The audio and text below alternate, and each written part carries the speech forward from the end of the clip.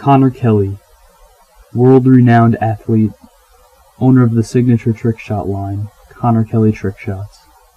Today, we're going to take you on a journey through the life of CKTS, and just how CKTS came to be the international phenomenon it has.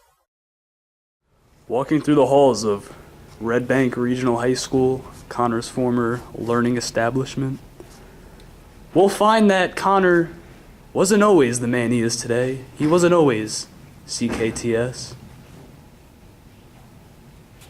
He doesn't need his name up in lights, he just wants to be heard, whether it's the beat of the mic. He feels so unlike everybody else, alone, in spite of the fact that some people still think that they know. Let me tell you a quick story real fast. I was so buns at sports when I was younger. My parents, they were embarrassed. Like, they would never let me leave the house. They said, if you're gonna practice sports, you're gonna practice inside where no one can see you, and so we don't look bad. I said, okay. So what I did basically after that was basketball. When I was little, my dad would just throw the ball at me. I work on my hand-eye coordination. Hey, Connor! What? Baseball, my dad said, you would have thought you were playing. So then we did real pitching inside because he had about 100% confidence in me that I would miss the ball every time. Every concussion I got from the ages between of 6 and 13, I said, this is gonna make me a better athlete. And guess what? It didn't. I was lied to.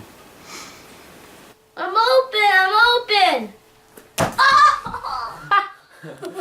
Let me tell you how Connor Kelly Trickshots came to be. It was just typical basketball practice. There was just a ball laying around on the ground. Coach goes, Connor, if you can, pick up that ball and throw it to me. And I was nervous.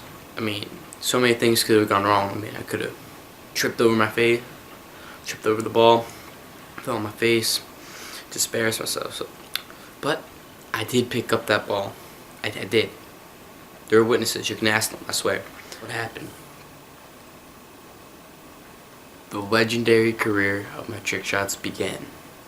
It was my first trick shot. Coach was like, if only you could do that in a game. If only you could like somewhat come close to making that shot or just hitting the backboard in a game, you would be a star.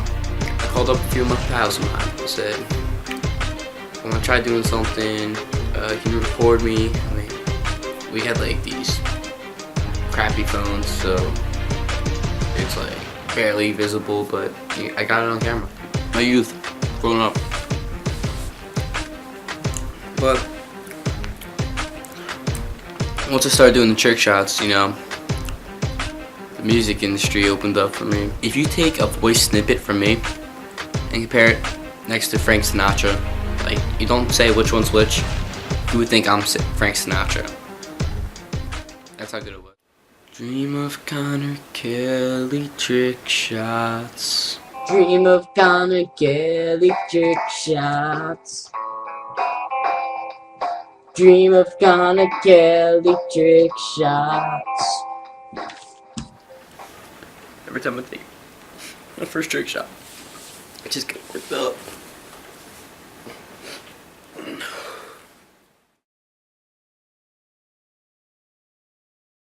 Luckily, Connor has grown and advanced from his younger years, and we have the exclusive story straight from Connor himself about how he finally found his niche in the world of sports.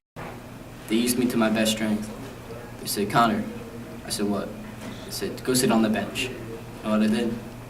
I sat on that bench. I killed it. I was the best bench player in the short end. Honestly, if you think bench, you think Connor Kelly. That's what you think. A little high five, give him a nice little, like, oh, good game. They're like, who the hell are you? I'm like, I'm on the team. I'm on the team. You didn't see me on the bench. I mean, I filled up some good water bottles. I mean, the team out there, they're gonna be thirsty the whole game without me. Without me, there is no team. Apparently, I got my ankles broken all the time. I mean, I was constantly on crutches. Like, there was about one good week in my basketball career where I just got my teammates. They can't forget about me. I mean, I'm sure some of them got great things to say about me. Lewis, how did you know Connor was truly something special? Well, I'll be honest with you. It wasn't hard to notice how special he was. When I assigned him all to captain's practice one day, because I wouldn't be able to make it, and he showed up in his Captain America uniform, it's probably when I knew. That's when I found out. How would you describe Connor Kelly as a basketball player? You know, as far as athletic ability goes in basketball, I would say that Connor kind of resembles the exact opposite of Michael Jordan. How old was Connor when you first started coaching him? You know, he was 17 in high school when I first started coaching him, but to me, I thought he was around 9. To be honest, like, I'm just being honest here. Like, I thought this kid was 9 years old. The way he acted, like he's the most immature child I've ever met. So what you're saying, a 9-year-old could easily beat him too, based on his skill? I'd say a 6-year-old could beat that kid. How would you say Connor progressed as a basketball player? Progressed? Is that what you said? Yeah, progressed. You know, like, I get think better? you meant regressed. Like, he's gotten worse since he started. Oh, absolutely. If Connor is as bad as you say he is, why haven't you cut him yet? Well, to be totally honest, he's an entertaining guy. I like him as a person, don't get me wrong, he's a great person, but he sucks. He's terrible. But, I mean, after a long practice, it's always nice to have someone come up in their Captain America uniform and just dance around. It makes us all happy, you know? After a tough loss, it's great. Coach Lou, we were like boys back in the day, man. I would always go over to his house to ask for advice, and he would just tell me to go away. I would knock on his door. He moved 3 times because like he didn't want to see me. But I'm like, you know what? He's teaching me a life lesson. He's like, when adversity happens, you get better by yourself. So thank you, Coach Lou. Thank you. So like baseball. Personally, that was my favorite sport. I mean, actually I lie because it's hard to hit a ball with a stick. I mean, pitcher, they try throwing a ball at you with this tiny little stick. Like, how are you gonna hit the ball with this tiny stick, man? I mean, for me, like, the best situation, like, maybe I'll tip the ball every now and then, but, like, it was pointless for me. I was the type of kid who, like, struck out a wiffle ball. No, not wiffle ball, T-ball. T-ball, you put the ball on the tee, man. I mean, I don't know what to hit, the ball, the T-stick. I mean, there's so many things you can hit, and I would still miss. The nerves got to me, man. But Connor in baseball, man, I can't describe how bad he was. He used to run the wrong way when he did get on, which is only if he walked, which was weird because he actually never stepped foot in the batter's box. The only thing he did was go chase fly balls that were foul because he was always on the bench. Man, the one good thing he did, he was great at it, bringing snacks. Bought the best snacks in the world. And Oreos, he brought in Pop-Tarts, any kind of Pop-Tarts you ever wanted. Coffee cakes, let's see what else. Cookies all the time. His mom would bake the best cookies. Oh man, what else? He brought in a steak once. George Foreman grilled up the burgers in the middle of the game. Balancing life as a student athlete isn't always an easy thing. But for Connor, it seems to come naturally, and he's well respected by it from both his peers and his teachers alike. Do you know Connor Kelly Trickshots? I sure do know Connor Kelly Trickshots. Do you know Connor Kelly Trickshots? Yes. Do you know Connor Kelly Trickshots? Of course, who doesn't? Well, I dunked on CK a lot at practice. I'd throw oops to myself, 360 windmills. It was pretty easy since how bad he was. Hey, shut up.